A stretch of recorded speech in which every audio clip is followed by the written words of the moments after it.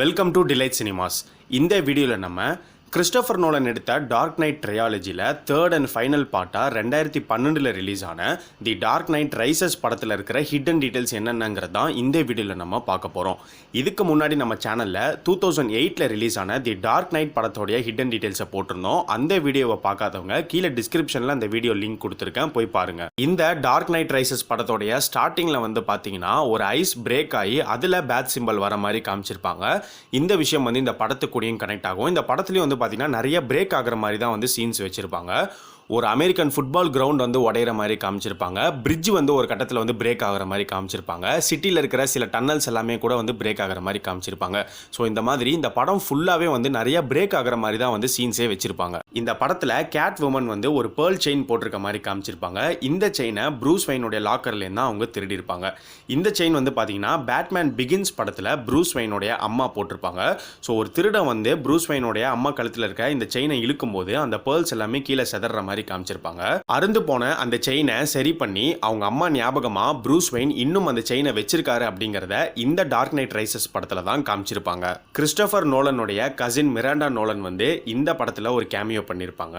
And அது மட்டும் இல்லாம இவங்களுடைய மிராண்டா அப்படிங்கிற இந்த நேமை இந்த படத்துல டாலியா அப்படிங்கிற கேரக்டருக்கு வந்து கிறிஸ்டோபர் நோலன் கொடுத்திருப்பாரு. ஒரு சீன்ல ஒரு அமெரிக்கன் ஃபுட்பால் கிரவுண்டை காமிப்பாங்க. அங்க பிளேயர்ஸ் எல்லாருமே விளையாடிக்கிட்டு இருக்கும் போது ஒரு பிளேயருக்கு பின்னாடி வந்து பாத்தீங்கன்னா ரேவன் ஸ்டால் அப்படிங்கிற ஒரு பேர் எழுதியிருக்கும். இந்த பேருக்கான ரெஃபரன்ஸ் யாரு அப்படின்னு பார்த்தீங்கன்னா லூக் ரேவன் ஸ்டால். இவர் வந்து பிட்ஸ்பர்கோடைய ஃபார்மர் மேயர். இந்த டார்க் நைட் ரைசஸ் படம் வந்து 2012 ரிலீஸ் ஆச்சு. அந்த டைம்ல வந்து பார்த்தீங்கன்னா லூக் ரேவன் ஸ்டால் தான் பிட்ஸ்பர்கோடைய மேயராக இருந்திருக்காரு. அது மட்டும் இல்லாமல் ரேவன் ஸ்டாலோடைய ஸ்கூல் டேஸில் அவர் வந்து ஒரு ஃபுட்பால் பிளேயர். ஸோ அவருடைய ரெஃபரன்ஸை தான் இந்த படத்தில் வச்சிருக்காங்க. ஒரு பிரிட்ஜ் சீக்வன்ஸில் ஜான் பிளேக் வந்து அவருடைய பேட்ஜ் எடுத்து வந்து காட்டுவார். அந்த பேட்ஜில் வந்து பார்த்தீங்கன்னா ஒரு பேர்ட் சிம்பிள் இருக்கும். இந்த சிம்பிள் வந்து டிசி காமிக்ஸில் வர நைட் விங் கேரக்டருடைய சிம்பிள் கூட கனெக்ட் ஆகும்.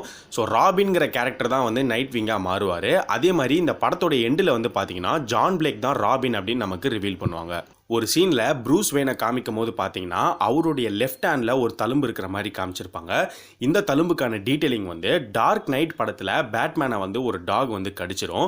ஸோ அந்த டீட்டெயிலிங்கை இந்த படத்துலையுமே வந்து வச்சிருப்பாங்க. ஒரு சீனில் ப்ரூஸ் வெயினுடைய ஸ்டாக் வேல்யூவை இன்னொருத்தருக்கு ட்ரான்ஸ்ஃபர் பண்ணுவாங்க. அப்போ அதுக்கான டைம் வந்து 90 செகண்ட்ஸ் ரிமைனிங் அப்படின்னு காமிக்கும். அதுக்கப்புறம் பார்த்தீங்கன்னா பேட்மேன் வந்து அந்த ஸ்டாக் எக்ஸ்சேஞ்ச் பில்டிங்க்கு வந்து ஹாஸ்டேஜஸை காப்பாற்றிட்டு அந்த டேப் எடுத்து பார்க்கும்போது அப்ளிகேஷன் கம்ப்ளீட் அப்படின்னு காமிச்சிருக்கோம். ஸோ எக்ஸாக்டாக அந்த 90 செகண்ட்ஸ் ரிமைனிங் அப்படின்னு காமிச்ச அந்த சீன்லேருந்து அப்ளிகேஷன் கம்ப்ளீட் அப்படின்னு காமிக்கிற இந்த சீன் வரைக்கும் படத்தோடைய ரன் டைம்லேயே வந்து பார்த்தீங்கன்னா 90 செகண்ட்ஸ் தான் வந்து முடிஞ்சிருக்கும். படத்தில் பேன் வந்து ஒரு நியூக்ளியர் பாம்பை செட் பண்ணிடுவார். ஸோ படத்தோடைய கிளைமேக்ஸ் போர்ஷன்ஸில் அந்த பாம்பை காமிக்கும் போது பார்த்தீங்கன்னா அப்போ டைம் வந்து 11 minutes 45 seconds தான் இருக்கும். ஸோ எக்ஸாக்டாக இந்த சீன்லேருந்து பேட்மேன் வந்து அந்த பாம்பை அவருடைய ஜெட்டில் எடுத்துக்கிட்டு கடலுக்கு நடுவில் போயிட்டு அந்த பாம்பு பிளாஸ்ட் ஆகிற அந்த சீன் வரைக்கும் நீங்கள் பார்த்தீங்கன்னா படத்தோடைய ரன் டைம்லையுமே வந்து 11 minutes 45 seconds தான் இருக்கும். ஒரு சீனில் பேன் வந்து ஒரு ஸ்டாக் எக்ஸ்சேஞ்ச் பில்டிங்குள்ளே கொரியர் கொடுக்குற மாதிரி போவார். அப்போது அவர் போட்டிருக்க ஜாக்கெட்டில் வந்து பார்த்தீங்கன்னா டிசிஎஸ் கொரியர் சர்வீஸ் அப்படின்னு போட்டிருக்கோம். ஸோ டிசியோடைய ரெஃபரன்ஸ் தான் இந்த இடத்துல டிசிஎஸ் கொரியர் சர்வீஸ் அப்படின்னு காமிச்சிருப்பாங்க. மிராண்டாவோடைய முதுகில் லீக் ஆஃப் ஷேடோ சிம்பிள் இருக்கிறத ஒரு சீனில் நமக்கு காட்டுவாங்க. பேட்மேனும் லீக் ஆஃப் ஷேடோவில் தான் இருந்திருப்பாரு. ஆனால் இவருக்கு இந்த சிம்பிள் பற்றி பெருசாக ஞாபகம் இருக்காது. இதுக்கான ரீசன் வந்து பார்த்தீங்கன்னா பேட்மேன் பிகின்ஸ் படத்தில் லீக் ஆஃப் ஷேடோவில் பேட்மேன் இருப்பார். அவருக்கு அந்த சிம்பிள் வைக்கிறதுக்கு முன்னாடியே பேட்மேன் வந்து அந்த லீக் ஆஃப் ஷேடோவை விட்டு விலகி இருப்பாரு. ஒரு சீனில் கிரிமினல்ஸ் லிஸ்ட் பார்த்துட்டு இருக்கும்போது நிக்கோலாய் ஆண்ட்ரெச்கோ அப்படிங்கிற ஒரு நேம் வரும்.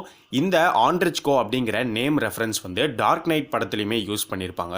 டார்க் நைட் படத்தில் கமிஷனர் ஜார்டன் வந்து நியூஸ் பேப்பர் எடுத்து பார்க்கும்போது அந்த நியூஸ் பேப்பர் ஓரத்தில் ஜோ ஆண்ட்ரெச்கோங்கிற நேம் எழுதியிருக்கும். இந்த படத்தில் ஹார்வி டென்ட்டோடைய ரெஃபரன்ஸும் 2 இடத்துல வந்து வச்சிருப்பாங்க. ஒரு சீனில் பார்த்தீங்கன்னா பேன் வந்து ஹார்வி டென்ட்டோடைய ஃபோட்டோவை காமிச்சு அந்த ஃபோட்டோ வந்து 2ஆக கிழிப்பார். அப்போ நீங்கள் நோட் பண்ணிங்கன்னா சென்டராக தான் வந்து அவர் கிழிக்கிற மாதிரி காட்டுவாங்க. ஸோ ஹார்வி டென்ட்டோடைய ஃபேஸ் வந்து 2ஆக தான் வந்து கிளியும். ஸோ இந்த இடத்துலையும் ஹார்வி டென்ட் வந்து 2 ஃபேஸ் அப்படிங்கிறத வந்து ரெப்ரசென்ட் பண்ணியிருப்பாங்க. இன்னொரு இடத்துல வந்து பார்த்தீங்கன்னா ஒரு ஸ்டாக் எக்ஸ்சேஞ்ச் பில்டிங்கில் 2 பேர் பேசிகிட்டு இருப்பாங்க. அப்போது அவங்க பேசும்போது change is either good or bad, I vote bad அப்படின்னு ஒருத்தர் சொல்லுவார். அதுக்கு இன்னொருத்தர் வந்து ஆன் வாட் பேசிஸ் அப்படின்னு கேட்கும்போது ஐ ஃப்ளிப்ட் அ காயின் அப்படின்னு சொல்லுவார். ஹார்வி டென்ட்டுங்கிற கேரக்டர் தான் டார்க் நைட் படத்தில் வந்து பார்த்தீங்கன்னா காயின் ஃப்ளிப் பண்ணுற மாதிரி காட்டுவாங்க. ஸோ அவருடைய ரெஃபரன்ஸை இந்த படத்தில் டயலாகில் வச்சுருப்பாங்க. ஒரு சீனில் ப்ரூஸ் வெயின் வந்து மார்கன் ஃப்ரீமனை பார்க்க வருவார். அப்போ மார்கன் ஃப்ரீமன் வந்து what brings you out of cryo sleep அப்படின்னு ப்ரூஸ் வெயினை பார்த்து கேட்பாரு. இந்த கிரையோ ஸ்லீப் அப்படிங்கிற வேர்டு வந்து டிசி காமிக்ஸில் வர மிஸ்டர் ஃப்ரீஸுங்கிற கேரக்டருக்கான ரெஃபரன்ஸ். ஸோ மிஸ்டர் ஃப்ரீஸ் வந்து பார்த்தீங்கன்னா அவருடைய ஒய்ஃப் வந்து ரொம்ப உடம்பு சரியாமல் இருப்பாங்க. அவங்கள காப்பாற்றுறதுக்காக கிரையோஜெனிக்ஸை யூஸ் பண்ணி அவங்கள ஃப்ரீஸ் பண்ணிடுவார். இன்னொரு சீனில் ஜான் பிளேக் வந்து ப்ரூஸ் வெயின் கிட்ட பேசிகிட்டு இருக்கும்போது they asked me if he saw any giant alligators அப்படின்னு சொல்லுவார். அந்த ஜெயண்ட் அலிகேட்டர்ஸ் வந்து டிசி காமிக்ஸில் வர கில்லர் கிராக்கோடைய ரெஃபரன்ஸ். இந்த படத்தோடைய எண்டில் பேட்மேனை ஹானர் பண்ணுற விதமாக அவருடைய மெமரியாக பேட்மேனோடைய ஒரு சிலையை ஓப்பன் பண்ணுற மாதிரி காமிச்சிருப்பாங்க.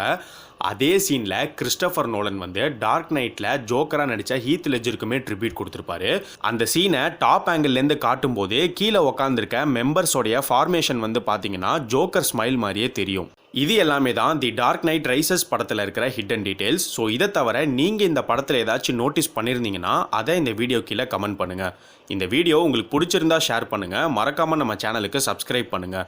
சப்ஸ்கிரைப் பண்ணும்போது பக்கத்தில் இருக்கிற பெல் சிம்பலை கிளிக் பண்ணுங்கள். அப்போ தான் நாங்கள் போடுற வீடியோஸ் உங்களுக்கு உடனே வந்து சேரும்.